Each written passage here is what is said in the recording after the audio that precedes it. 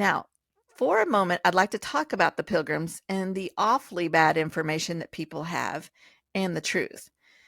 Because in the 20th century and the 21st century, historians have invested a great deal of time in what is called revisionist history. That means changing the story of great people and civilizations to fit what they think happened and why they believe it happened or didn't happen, or telling what they think should have happened. There is a definite bias, and the divide is right down the middle between Christians and non Christians.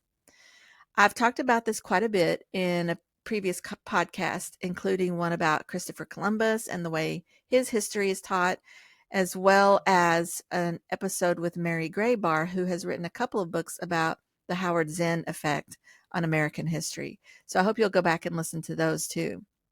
But I want to read a snippet from an article called Academic Standards Promoting Islam Invaded America's Classrooms. This is from 2015, and Dr. Susan Berry stated this. With regard to world history, Donna Hearn, former Reagan official in the U.S. Department of Education, says as far back as the 1930s, there was a movement to collect and write curriculum that would be hostile to America. The Frankfurt School, which was the source of critical theory, was developed with the goal of advancing Marxist philosophy in Germany.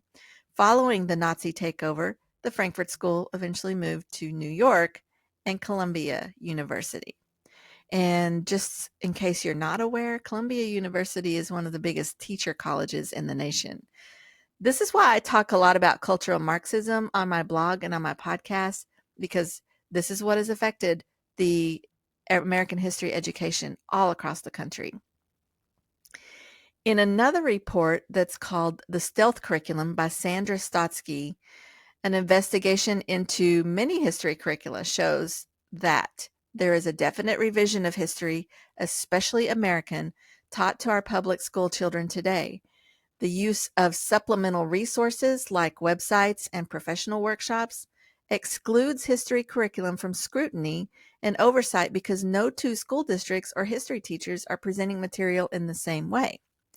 And large numbers of history teachers are actually not trained to teach history, leaving them to accept any instructional materials for their classroom without verifying the facts.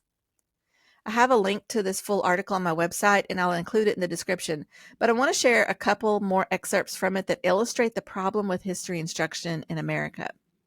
Quote, "We do know that teachers have been increasingly encouraged by their professional organizations to use videos of television programs or films in their classes to compensate for the inability of many high school students to read their history textbooks or primary documents with adequate comprehension.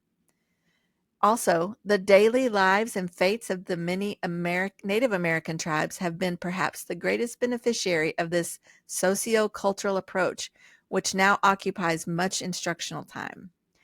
With it, however, comes a strongly negative view of the Europeans who explored and colonized the Americas.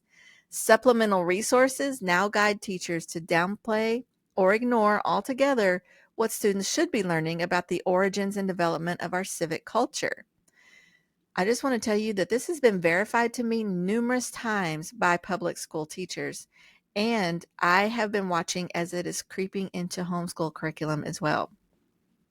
And one more quote from that article. Appendix C contains the most manipulative set of teacher-created lessons. It has not one academic objective. Instead of the Wampanoags, the lesson should have been titled How to Cultivate Hatred of the Pilgrims. The teacher clearly intends to make sure her students end up with no, quote, misconceptions about the Pilgrims, even grading them for parroting the politically correct response.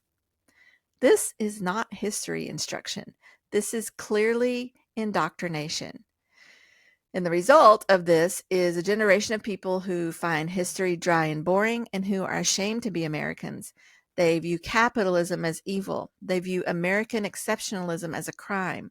They see our founders not as heroes and wise men, but as tyrants, greedy land grabbers, Indian killers, and slaveholders. And the Pilgrims are completely misunderstood when they're taught at all. I've been told by numerous public school teachers that they are often instructed to avoid using the word pilgrim or that they must gloss over the first Thanksgiving story because it's too controversial.